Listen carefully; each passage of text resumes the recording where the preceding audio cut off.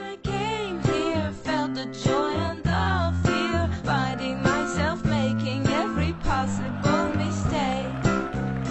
La la la la la la la la la la la. Hey guys, what's up? Dylan here. Today we're taking a look at the latest MacBook Air. Now this is the base model that retails for around $1,300. And yeah, I got in the silver version. It has 128 gigs of storage. And let's just go ahead and open this guy up. Now, one of the reasons that I've always loved the MacBook Air, or at least in the past couple years more than the regular MacBooks, is just because of the nice wedge shape. I actually like that just for the way that it feels. I mean, as far as the box goes here, there's nothing special about it. It actually looks like the older MacBook Air box. And here we have it. I did get it in silver here because I love Apple's silver laptops. And I don't like the way that these smudges end up looking on the space gray laptops. I just really dig the clean silver look of their laptops. In the box, we're also going to get a USB Type-C cable, of course. Some Apple stickers, documentation up there, nothing special. And the charging brick. So nothing all that great, just those accessories similar to what we got with the iPad Pro. But yeah, this is the MacBook. Let's go ahead and open this up. Just first impressions right here, it does look a lot like the older one, just the overall design language. But of course, it just feels a lot maybe more robust, heftier, and it looks a lot better. I do miss the glowing Apple logo, of course. Here we also have Apple's new or latest butterfly keyboard, which a lot of people hate, a lot of people love. I personally like typing on it. However, I do prefer the older keyboards.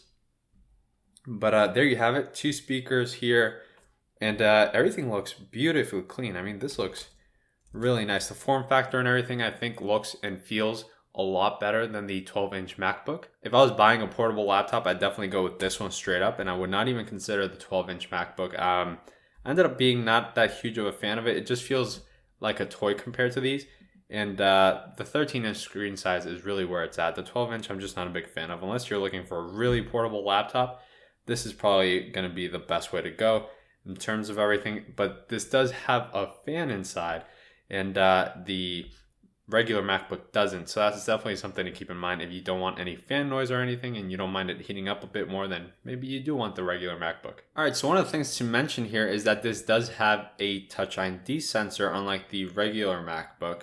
So we just place our finger right here and scan it, just like the MacBook Pro with the Touch Bar.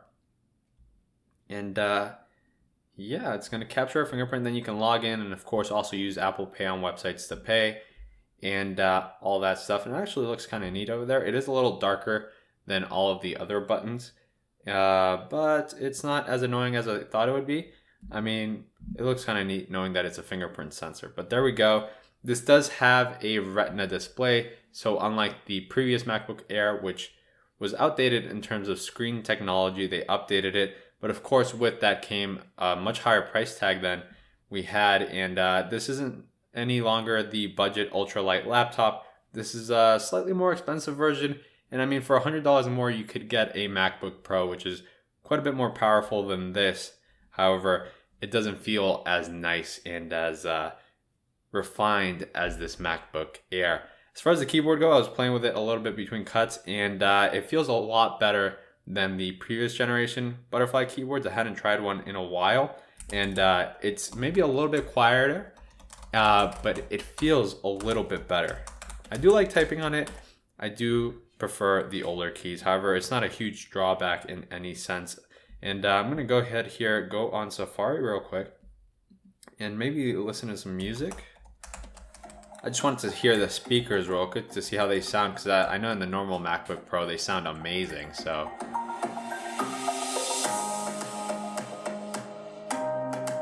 yeah, that's pretty good. It doesn't go up too loud, but it sounds pretty good.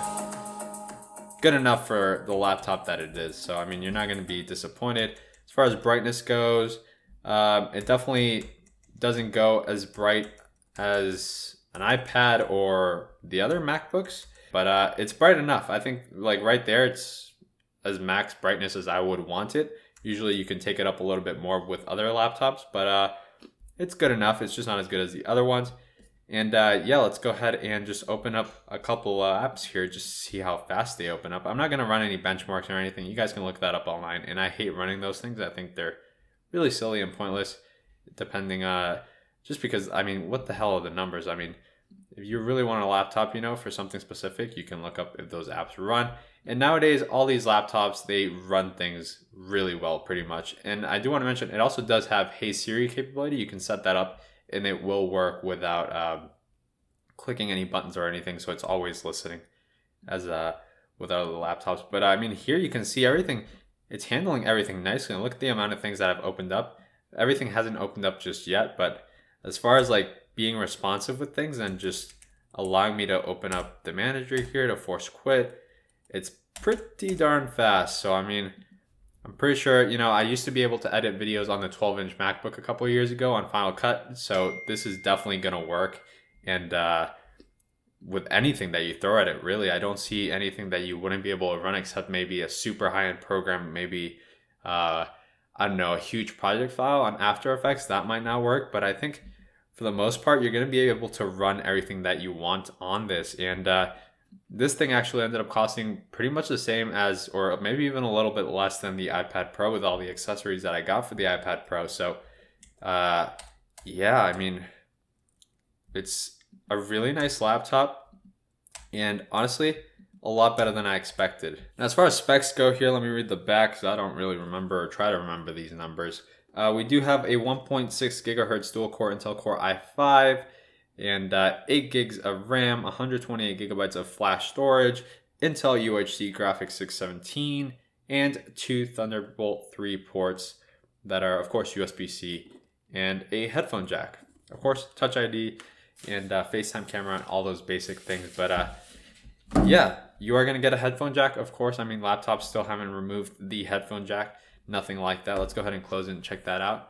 We got the headphone jack right there. That beautiful wedge, which just feels amazing. Like, honestly, I mean, if you're looking for a laptop, you're not going to regret it. This one's beautiful. I mean, it definitely feels a heck of a lot better than the 13-inch MacBook Pros.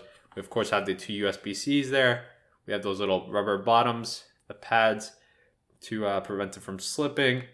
And, yeah, that's the MacBook Air. Of course, you have the vents here in the back for the fans. And it's definitely a little weighty, but feels really good. But yeah, I mean, as far as the laptops that Apple has in their lineup right now, this is definitely the most beautiful and good looking one that they have, at least in my opinion. It just, I'm not a big fan of the look of the touch bar on the higher end models. I do like the fingerprint sensor. It makes it easy to log in and log out, which we haven't really tried here.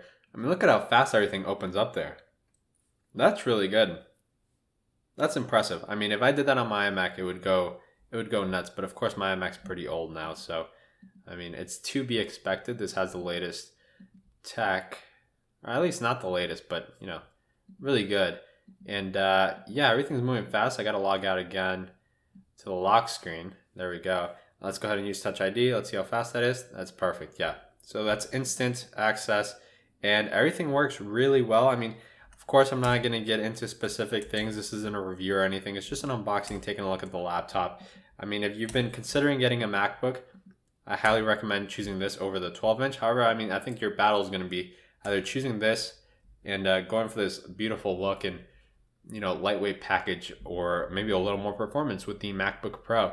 I think the one that really I think Apple's notebook line in general is just kind of messed up right now because the prices are kind of off. Like the MacBook just doesn't have a place anymore. Like, of course, it's the smallest one and the most portable one, and they ended up keeping the MacBook Air branding, I'm guessing just because it's so popular and people really attached to it when Steve announced it the first time. So it's it's just interesting what they've done, and the pricing for this, I wish it would have been a little lower, just a little bit. Then again, of course, Apple's not going to do that.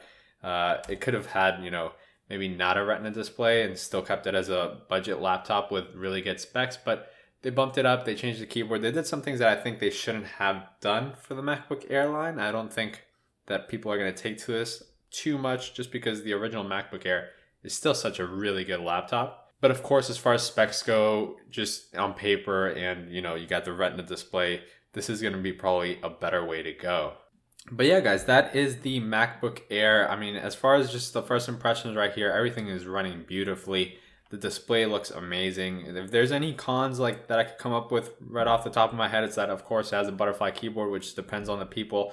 I mean, the huge pro here is the trackpad, which is always solid.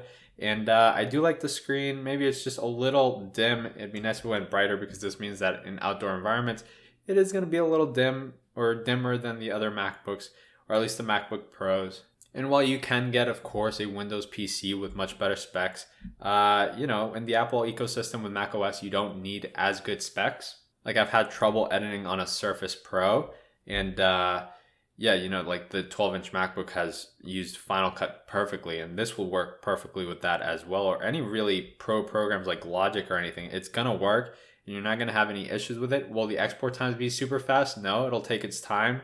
It won't be as fast as the MacBook Pro, but then again, you're not paying as much for the MacBook Pro, and you're getting this really slim and beautiful form factor, and it's a MacBook Air, you know?